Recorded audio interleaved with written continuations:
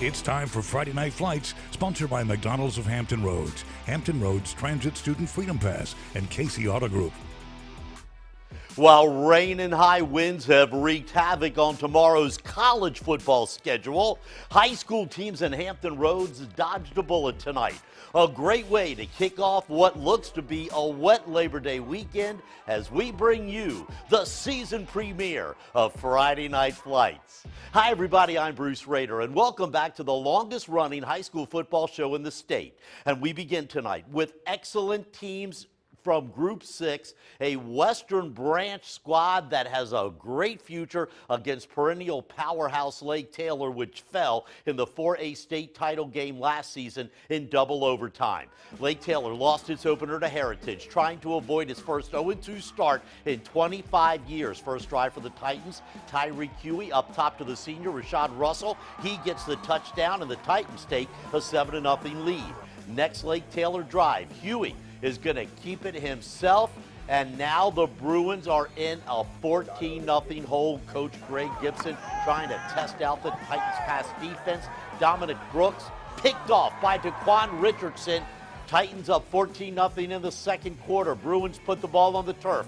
Diamante Tucker Dorsey scoops it up. He's headed the other way, 41 yards for the touchdown. Lake Taylor gets the win, 31-6.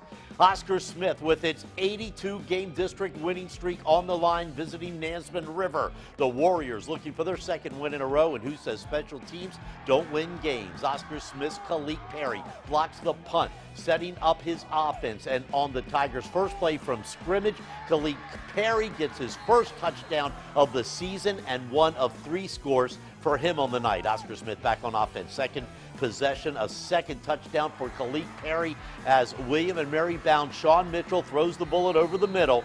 The Tigers' defense was also outstanding tonight. Daquan McGee back to pass, picked off by Cameron Kelly, and Kelly would take the ball all the way down inside the 5 to set up another Tigers touchdown. This time it's Kenyon Watson for the score, and the Tigers roll on to a 48-0 shutout. Defense always comes into play when Phoebus and Bethel square off at Darlene Stadium in Hampton. Both teams won last week. Tonight, the Phantom defense steps up as number 55. Kishawn Battle Patterson bull rushes the offensive line and sacks quarterback Navarro Price. Then defensive end Marcus Tate is going to chase down Price for the sack. The Phoebus defense shuts out Bethel in the second half. Then Phantom running back Daniel Wright puts the game out of reach with this 72-yard touchdown run as Phoebus goes on to win 20-7. Last night we had a handful of games, including a full slate of games down at the beach. With Ocean Lakes rebuilding, could this be the year that Cox High School wins it all down there? Cox at Green Run, and Green Run led 14-0 heading into the third quarter when the Cox Falcons came alive. Speedy Leno Lester takes off up the middle for a 50-yard touchdown. And then the Cox defense took over, led by Jordan Williams, who's headed to Clemson. Here's Matthew Broccoletti stripping Green Run quarterback Cahill Deloach. Cullen Lyons recovers. That was a big play because it allowed quarterback A.J. Smith to tie the game on the 20-yard scramble as Cox would go on to knock off Green Run 23-14. Meanwhile, Ocean Lakes with new head coach Joe Jones is not ready to give up its dominance of the Beach District just yet. Hosting First Colonial last night, Ocean Lakes junior Tyler Browning taking it in for the touchdown. First Colonial quarterback Khalib Sarr wasn't ready to give in. He will hit Quentin Butler in the end zone for the score, but Ocean Lakes rebounds from last week's loss. A.J. Anderson in for the score, 28-7.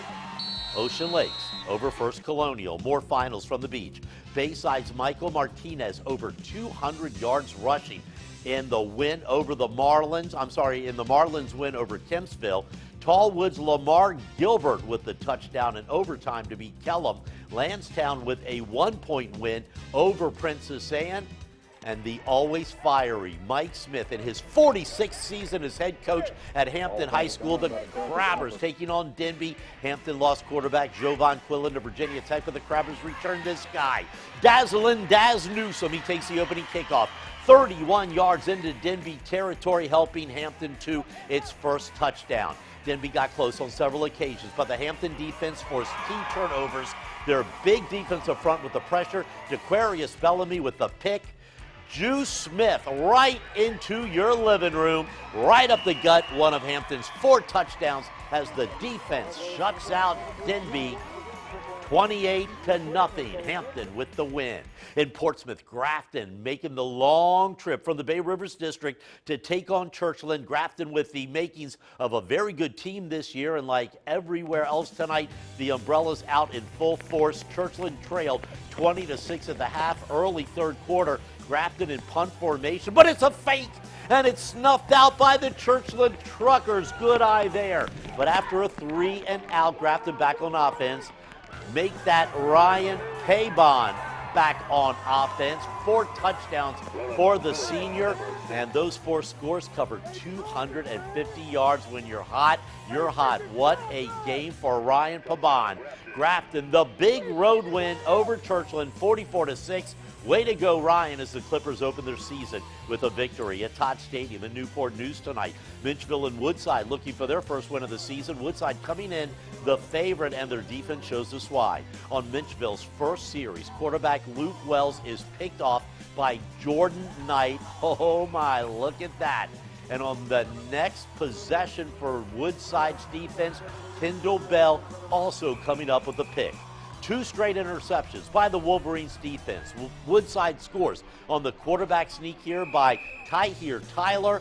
Deontay Chesson would also punch it in for a touchdown, as Woodside would go on to win 26-10. And still to come on Friday Night Flights, a Norfolk-Hampton showdown between the Granby Comets and the Kickintan Warriors. Offense a premium in this game, and a down-to-the-wire finish between Booker T. Washington and John Marshall from Richmond. Would the Bookers send the Justices back to Richmond with a loss? Find out next as Friday Night Flights continues.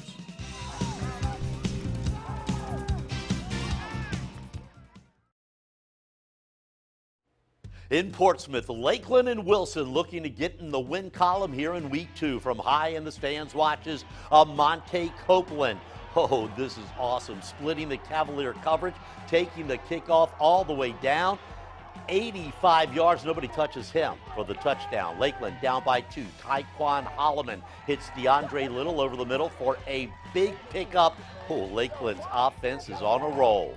DeMontra Milter is going to take the pitch, and he is off to the races, working his way down to the 2-yard line. And then after a penalty, Milter takes the handoff, finds the end zone as Lakeland goes on to win 28-8.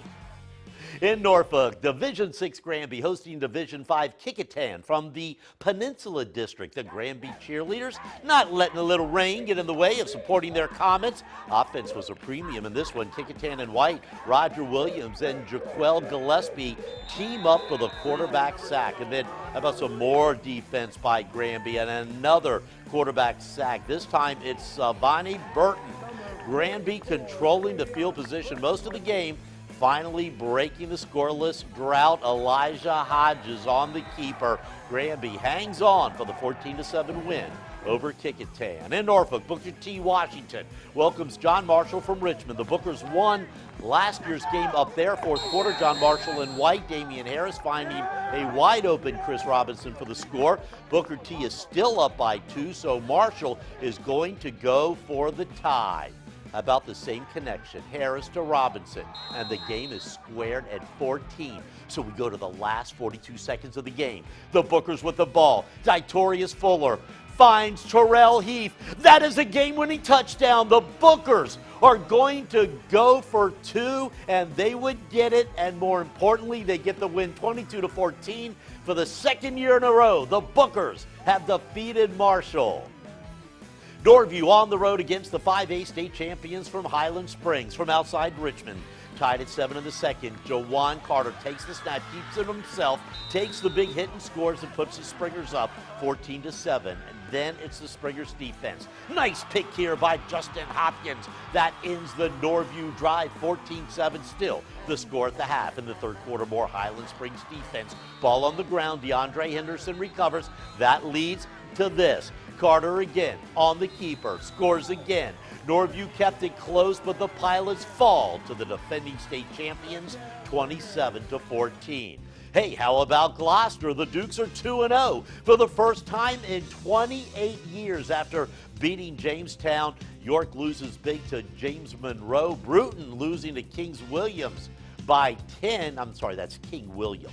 James Warren helped to lead Surrey County to a 50-0 win over King and Queen. Atlantic Shores with a 30-point victory over Lancaster. How about Norfolk Academy? 42-7 over Norfolk Christian. And one more private school score, Isle of Wight putting up 38 points in its win over Portsmouth Christian. And an update on this weekend's local college football matchups when we return.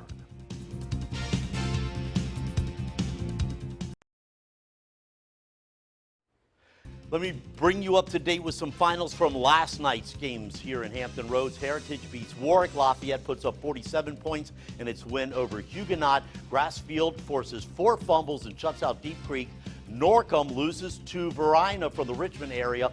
Bishop Sullivan with 41 points in the first half as they blow out Bishop Ireton up in Northern Virginia, and Tab loses on the road to Hopewell. Now, local college officials wasted no time this morning letting their fans know tomorrow's opening season games will now be played on Sunday, and I believe this is the first time ever that our local college football teams have played on a Sunday. Old Dominion, Norfolk State, and Christopher Newport have all moved their home games from tomorrow afternoon to Sunday afternoon. Safety and not the weather was the main concern. ODU's game against Hampton will now be played Sunday afternoon at 3:30 at SB Ballard Stadium. ODU Athletic Director Wood Seelig says the safety of our fans is our #1 priority. We're not only concerned with the rain and wind, but also how potential flooding could affect getting to and from campus, as well as parking and tailgating. And you never mess with the tailgating. A few miles away from Foreman Field, Norfolk State will host Elizabeth City State in the Labor Day Classic on Sunday at 6 o'clock. It helps that Old Dominion is playing Hampton and Norfolk State is hosting Elizabeth City State because all 4 teams are from Hampton Roads, so it really doesn't affect travel plans at all. Christopher Newport is also concerned with the rain and high winds tomorrow. The Captains home against Keene. That game has been moved to Sunday at 1 o'clock, and that wraps up Week 1 of Friday Night Flights. Nathan Epstein will be here tomorrow for what some say will be the best Saturday of college football in U.S. history. And, of course, we will have complete coverage of our Sunday college games. Have a great weekend, everybody. Stay dry. Join us next Friday at 11 o'clock for Friday Night Flights.